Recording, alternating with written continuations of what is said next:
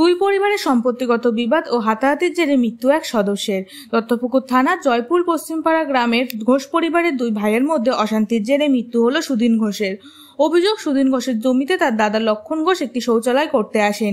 সেই কাজে সুধীন ঘোষ এবং তার পরিবার বাধা দিতে গেলে বেধড়ক মারধর করা হয় সুধীন ঘোষ এবং তার বড় ছেলেকে। গুরুতর আহত অবস্থায় প্রতিবেশী এবং তার পরিবার বারাসাত মেডিকেল কলেজে তাকে নিয়ে আসে। এরপর গতকাল রাতে বারাসাত মেডিকেল কলেজে চিকিৎসারত অবস্থায় মৃত্যুবরণ করেন সুধীন ঘোষ। বয়সজনিত সমস্যার কারণে কাজ করতে পারতেন না। পারিবারিক অশান্তির জেরে এই মৃত্যুর ঘটনায় প্রতিবেশীরা বলেন, দীর্ঘ বেশ কয়েক বছর যাবৎ এই দুই পরিবারের মধ্যে অশান্তি। অভিযুক্ত লক্ষণ ঘোষ বিনা কারণবশতই ঝামেলা করত নিহতের পরিবারের সঙ্গে। প্রতিবাদ করতে আসলে মারধর করা হতো। এ বিষয়ে পুলিশ প্রশাসনকে জানানো হয়েছে একাধিকবার। শৌচালয়কে কেন্দ্র করে হাতাহাতির ঘটনাও লিখিত অভিযোগ জানানো হয় পুলিশকে, তবে পুলিশ কোনো পদক্ষেপ নেয়নি। আজ সুধীন ঘোষের মৃত্যুর পর পুলিশ তৎপর হয়েছে, অভিযুক্তদের গ্রেপ্তারও করেছে। লক্ষণ ঘোষ আগাগোড়াই একটু দাপটে, তৎসহ রাজ্যের প্রধান বিরোধী দলনেতার, অন্যদিকে তার ছেলে প্রীতম ঘোষ। রাজ্যের পুলিশ কর্মরত প্রভাব দেখিয়েই তাদের এত বাড়াবাড়ি। সুধীনের মৃত্যুর পর গোটা পরিবার সহ প্রতিবেশীরা ক্ষোভ ফুঁসছেন লক্ষণ ও তার পরিবারের বিরুদ্ধে।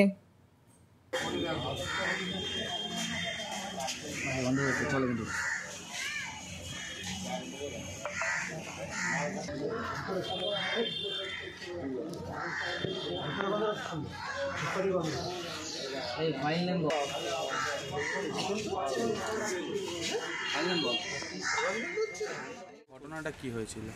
ঘটনাটা আমারই পাড়ারই ছেলে, আমারই বন্ধু, ভাইয়ের মতো। যাই হোক, ওর 2 তারিখে এদের একটা জমি জায়গা নিয়ে গণ্ডগোল হয়। এই গণ্ডগোলটা আজকে 25-30 বছর ধরে চলছে। এই লক্ষণ শেঠ বলে একজন, যিনি মারধর করেছে, এর বহু আগে মারধর করেছে। তারপরে 2 তারিখে এদের প্রচণ্ড মারধর করেছে।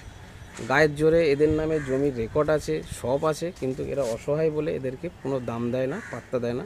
যেহেতু ওর ছেলে একটা পুলিশের কাজ করে, সে একটা প্রলোভন দেখায়, আর বিজেপি করে, এই একটা রাজনীতির চক্রান্ত ও একটা দেখায়, প্রভাব দেখায়। তো 2 তারিখে মারধর করে, ফোন করলো, ফোন করার পর সঙ্গে সঙ্গে 12টার দিকে বুকে পেন হয়, মুখ দিয়ে ব্লাড বেরোচ্ছিল। তারপরে আমরা নিয়ে আসলাম বারাসাত হসপিটালে। এখানে অবস্থা স্থিতিশীল হওয়ার পরে ওখান থেকে নিয়ে চলে যাওয়া হয়, আরজি কলে রেফার করে, আরজি কলে নিয়ে যাওয়া হয়। কালকে খুবই খারাপ অবস্থা ছিল, ডাক্তার বলেই দিয়েছিল অবস্থা ভালো না, যেহেতু ব্লাড পড়ছিল মুখ দিয়ে। সেই ক্ষেত্রে ওখানে দাঁড়িয়ে 12টা 10-এ মারা যায়।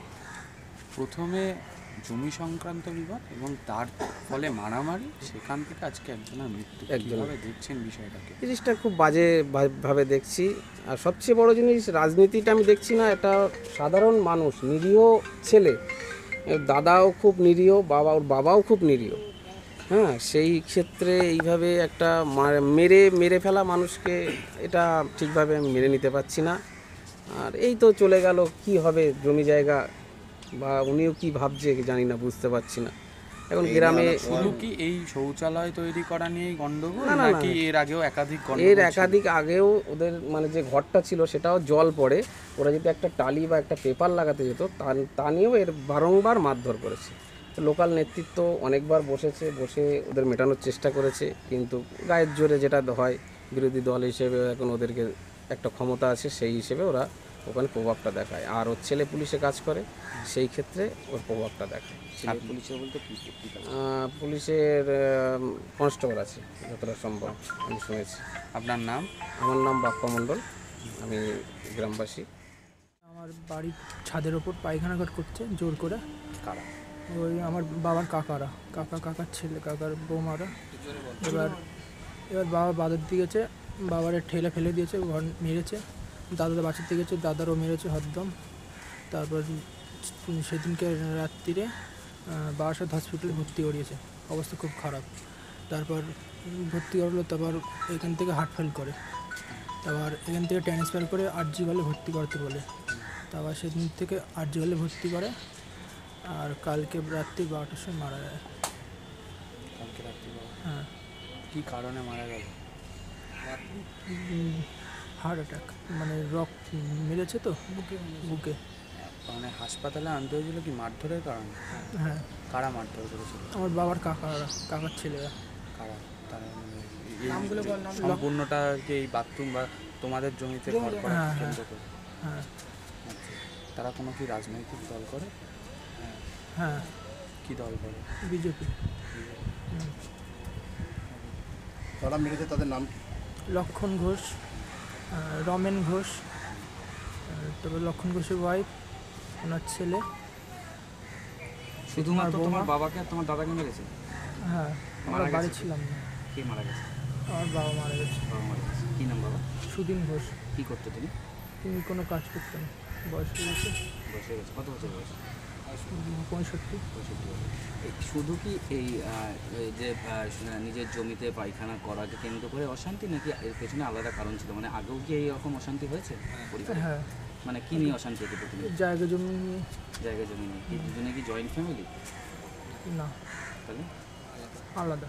আলাদা হলে তুমি তো পায়খানা বাথরুম করবে, গায়ের জোরে করছে। গায়ের জোরে করছিল তৃণমূল ওই বিজেপি করে বলে হ্যাঁ, গায়ের জোরে দীর্ঘদিন হুমকি দিচ্ছিল। হ্যাঁ, আগে। তোমরা আগে কোথাও হয়েছে। জানাওনি, মানে অর্থাৎ থানায় অভিযোগ করো? হ্যাঁ, থানায় ডায়েরি কবে করা অভিযোগ হয়েছে জানিয়েছো? এই শনিবার। কেউ কি এখনো পর্যন্ত গ্রেপ্তার হয়েছে? হ্যাঁ, হয়েছে। কে গ্রেপ্তার হয়েছে? আজকে হয়েছে, তিনজনই হয়েছে। তিনজন হয়েছে। কী নাম তাদের? লক্ষণ ঘোষের ছেলে, ওনার ওয়াইফ, আর রথিন ঘোষ। তিনজন গ্রেপ্তার হুম। হয়েছে। কী নাম তোমার? বাপন ঘোষ, তুমি কে হবে? ছেলে, ছোটো ছেলে।